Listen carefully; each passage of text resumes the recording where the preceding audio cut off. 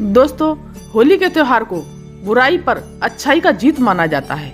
बुराई पर अच्छाई की जीत बताया जाता है। होली के दिन हर प्रकार के पेड़ पौधे, जीव जंतु चैतन्य अवस्था में, जागृत अवस्था में होते हैं। दोस्तों, होली के दिन रात 12 बजे इस पौधे को छूकर आ जाना है। आप पर छप्पड़ फाड़कर धन बरसेगा।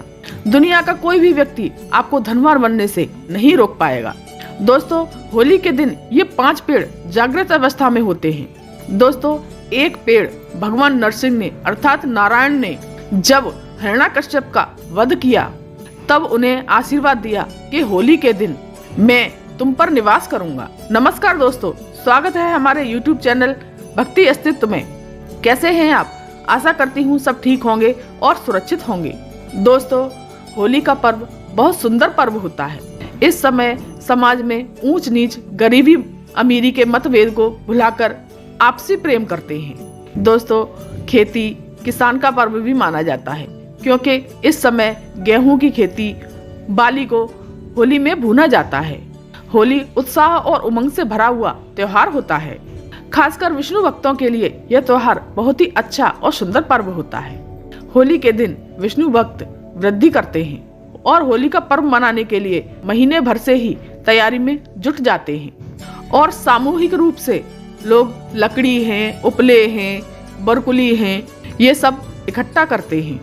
आप सब इकट्ठा करते हैं कि नहीं करते पता नहीं, लेकिन अक्सर कर सब लोग होली के दिन ये सब चीजें इकट्ठी करते हैं होलिका दहन में जलाने के लिए। दोस्तों, फाल्गुन शुक्ल पूर्णिमा के दिन संध्या काल में भद्रा जब दोष रहित हो तो उस समय होलिका दहन किया जाता है।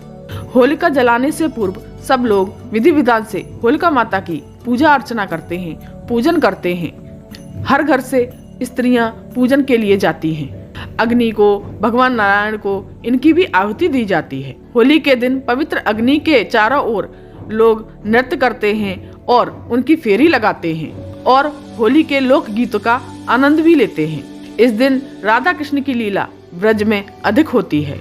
दोस्तों, होली के दिन अपने घर में लोग खीर, मालपुआ, पूड़ी, पकवान अधिक बनाते हैं और अपने घर के कुल देवी देवताओं पर चढ़ाते हैं। आप पता नहीं ऐसा करते हैं कि नहीं, वैसे अक्सर कर लोग ये सब पूजा पाठ करते हैं। दोस्तों, होली के पूर्व संध्या काल में होलिका दहन किया जाता है।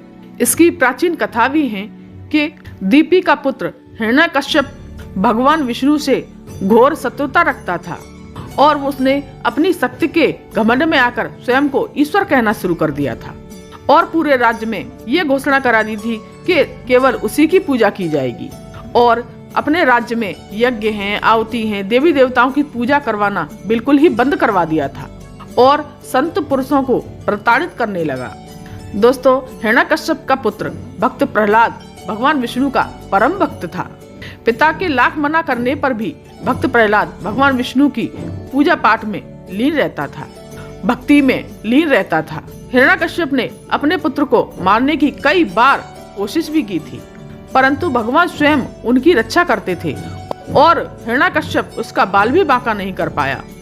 असुर राजा की बहन होलिका को भगवान शंकर ने ऐसी चादर दी थी कि उसे ओढ़कर अग्नि उसे जला नहीं सकती थी और इसका नाम क्या था? होलिका। होलिका इस चादर को ओढ़ करके प्रहलाद को गोद में लेकर चिता पर बैठी थी। दोस्तों, दिव्य योग से वह चादर उड़कर भक्त प्रहलाद के ऊपर आकर गिर गई और होलिका के ऊपर से निकल गई। भक्त प्रहलाद की जान बच गई और होलिका माता जल गई। होलिका दहन के दिन होली जला करके होलिका नामक दुर्भावनाओं का अंत और भगवान द्वारा भक्त प्रहलाद की रक्षा का जश्न मनाया जाता है। चलिए दोस्तों, वीडियो पर आगे बढ़ने से पहले अगर आप चैनल पर नए आए हैं तो चैनल को सब्सक्राइब कीजिए, वीडियो को लाइक कीजिए और बेल आइकन को अवश्य प्रेस कीजिए, क्योंकि आने वाले वीडियो का नोटिफिकेशन मिले आपको सबसे पहले। चलिए जानते हैं कि वो कौन से पौधे हैं जिनको छूकर हम करोड़पति या लखपति बन सकते हैं और इन पौधों को स्पर्श करके आना है, छूकर आना है। इस पौधे को स्वयं नरसिंह देव ने आशीर्वाद दिया था। कैसा आशीर्वाद दिया था ये कथा के माध्यम से बताती हूँ। चलिए जानते हैं उस कथा के बारे में। जब भगवान नरसिंह ने हिरण्यकश्यप को मार दिया, असुर रूपी हिरण्यकश्यप को मारने के बाद अपने नाखून के माध्यम से हिरण्यकश्यप को नरसिंह भगवान ने मारा था। हिरण्यकश्यप को मारने के बाद नरसिंह रूपी भगवान विष्णु के हाथों से रक्त बहने लगा और उनके हाथों में बहुत ही खुजली होने लगी। जब असुर रूपी रक्त उनके हाथों में खुजली करने लगा, तब नरसिंह भगवान ने अपनी खुजली को शांत करने के लिए जो ये वृक्ष है, इस वृक्ष पर अपने नाखून को गाड़ दिया। इससे नरसिंह जी की खुजली तो शांत हो गई, लेकिन वह वृक्ष दर्द से कराहने लगे और उस वृक्ष ने भगवान से प्रार्थना की कि भगवान, आपने तो खुजली अपनी शांत कर ली, असुर रूपी रक्त है जो ये हमारे पेड़ में ला करके छोड़ दिया, इससे हम अशुद्ध हो गए। और प्रभु, आपने जो ये नाखून गाड़े हैं, हमें ये पीड़ा दिन प्रतिदिन सताती रहेगी, हमें इसकी पीड़ा सहन नहीं हो रही। प्रभु, आप हमें इस पीड़ा से मुक्ति दिलाएं। इस प्रकार से प्रार्थना करने पर उस वृक्ष ने जब प्रार्थना की, तब भगवान नरसिंह ने उस वृक्ष को आशीर्वाद दिया कि हे वृक्ष, मैं तुम्हें आशीर्वाद देता हूँ, जब भी होली का समय आएगा, होलिका के दिन, पूर्णिमा के दिन मैं तुम पर निवास करूंगा।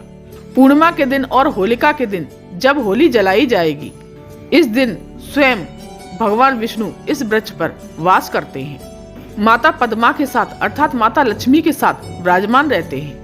दोस्तों, ऐसा माना जाता है कि अगर सच्चे मन से इस वृक्ष से प्रार्थना की जाए, इस वृक्ष से निवेदन किया जाए, तो ये आपकी सभी प्रकार के पाप हैं, दोष हैं, कष्ट हैं, कलह हैं, उसे समाप्त कर देते हैं। लेकिन इस वृक्ष को छूने से पहले कुछ नियम हैं, उस नियम का पालन करना बहुत जरूरी है और आपको 100% इसका लाभ प्राप्त अवश्य होगा। दोस्तों, इस वृक्ष को छूने से पहले आपको अपने घर से एक नारियल लेके जाना है और 5 बतासे लेकर जाने हैं। करना क्या है कि आपको 5 बतासे लेने हैं और एक नारियल ले लेना है और एक लाल रंग का कपड़ा ले लेना है। अगर लाल कपड़ा आपको नहीं मिलता तो आप लाल रंग की चुनरी भी ले सकते हैं। दोस्तों, इस नारियल को आप इस वृक्ष को भेंट करना है। 5 जो बतासे रखे हैं उसे आप दोने में या फिर पत्ते में रख लें। एक पत्ते का दोना बना लीजिए, उस वृक्ष के नीचे ये 5 बतासे रख दीजिए। अगर आप चाहते हैं तो 5 अगरबत्ती भी इस पेड़ के नीचे जला सकते हैं और उस नारियल को भेंट करना है और इस वृक्ष से प्रार्थना करनी है कि हे वृक्षराज, जो हमारी गरीबी है, जो भी हमारी सारी समस्याएं हैं और ये निर्धनता हमारी दूर करें। माता लक्ष्मी और भगवान नारायण आप में निवास करते हैं। मैं आप दोनों दिव्य शक्ति का निवेदन करता हूँ। जो भी आप पर देवी शक्ति है, मैं सब उनकी प्रार्थना करती हूँ या करता हूँ। अब हमारी गरीबी को, परेशानी को, हमारे जीवन में चल रही दिक्कतों को, तकलीफ है, जितनी भी परेशानियां हैं, उसको आप दूर करें। ये आपको निवेदन करना है और फिर उसके बाद आपको क्या करना है, इसके एक फल को कपड़े में बांध करके, आपको लाल कपड़े में बांध करके ले आना है। जब उस फल को एक कपड़े में बांध करके लेके आना है, तब आपको ये ध्यान रखना है कि आपको पीछे मुड़कर नहीं देखना है। साथ ही साथ एक नारियल जब आप उस वृक्ष को भेंट करें और 5 बतासे भेंट करें, तत्काल ही इस वृक्ष को नहीं छूना है, सिर्फ आपको प्रणाम करना है। इस वृक्ष में निवास करने वाले देवी देवता को प्रणाम करके उस वृक्ष से प्रार्थना करना है, हे वृक्ष देवता, मैं आपको छूने जा रहा हूँ। और प्रार्थना करनी है कि कृपया आप जो भी मेरे अंदर की जितनी भी अलक्ष्मी है, वह आप खींच लीजिए और आप मुझे लक्ष्मी प्रदान करें। और मेरे अंदर के जितने भी अवगुण हैं, उसे आप खींच लीजिए और आप मुझे सगुण प्रदान करें। मेरे अंदर के जितने भी पाप हैं, उन सबको खींच लीजिए और आप मुझे पुण्य प्रदान करें, क्योंकि भगवान विष्णु और माता लक्ष्मी इस पेड़ के अंदर वास करेंगे तो जितने भी पाप हैं, जितने भी कष्ट हैं, भगवान विष्णु उनको खींच लेंगे और उसे पुण्य आत्मा बना देंगे। इस प्रकार से प्रार्थना करने के बाद फिर आपको उस वृक्ष को छूना है। इस वृक्ष का नाम है दोस्तों गूलर। बड़े ध्यान से सुनिए, इस वृक्ष का नाम गूलर है। गूलर वृक्ष एक ऐसा वृक्ष है जिसे साक्षात नारायण लक्ष्मी का आशीर्वाद प्राप्त है। भगवान नरसिंह देव ने इसे आशीर्वाद दिया है। दोस्तों, ऐसा माना जाता है कि होली के दिन इस वृक्ष को छूकर या स्पर्श करके आया जाता है और निवेदन किया जाए तो आपके अंदर के अवगुण सब खत्म हो जाते हैं, सब समाप्त हो जाते हैं। आपके अंदर में अलक्ष्मी बैठी हो, कुलक्ष्मी बैठी हो, वो नष्ट हो जाती हैं। और आपके अंदर के जो पाप हैं वो भी दूर हो जाते हैं। अब जानते हैं दोस्तों, इस वृक्ष के पास आपको कितने बजे जाना है और ये उपाय कितने बजे करना है। ये आपको रात्रि के 12 बजे के आसपास लेकर आना है और एक फल लेके आना है लाल कपड़े में, और ये फल लाने के बाद अपने घर में किसी को भी बिना बताए अपने घर में धन के स्थान पर इसे रख देना है। जहां आप पैसे रखते हैं, गले वाली स्थान है, वहां पर इसको रख देना है। दोस्तों यकीन मानिए, आपकी दिन दुगनी रात चौगुनी तरक्की होती चली जाएगी। पड़ फाड़ के पैसा बरसेगा, धन बरसेगा। और अगर जब भी आप इस उपाय को करें तो इस उपाय को गुप्त रूप से करें और इस उपाय की जानकारी किसी को भी ना दें। दोस्तों कोई भी उपाय अगर हम करते हैं तभी वो फलकारी होते हैं जब हम उसे किसी को नहीं बताते। यहाँ तक कि आपको अपने पत्नी को भी नहीं बताना है। ये गुप्त रूप से करना है, घर में, परिवार में या बाहर आसपास। ये बात आपको किसी को नहीं बतानी है। जो व्यक्ति जितना गुप्त रखता है उपायों को, उतना ही उसको फल मिलता है। और खास करके इसमें विश्वास होना बहुत जरूरी है। विश्वास है तो पत्थर में भी भगवान दिख जाते हैं, और विश्वास नहीं है तो साक्षात भगवान खड़े हो तो भी नहीं मिलते। दोस्तों ये उपाय आप अवश्य कीजिए, क्योंकि आपके जीवन में इस उपाय को करने के बाद परिवर्तन अवश्य आएंगे और आपकी सभी प्रकार की मनोकामना पूर्ण होंगी और गरीबी मिट जाएगी। तो दोस्तों ये जानकारी आपको कैसी लगी?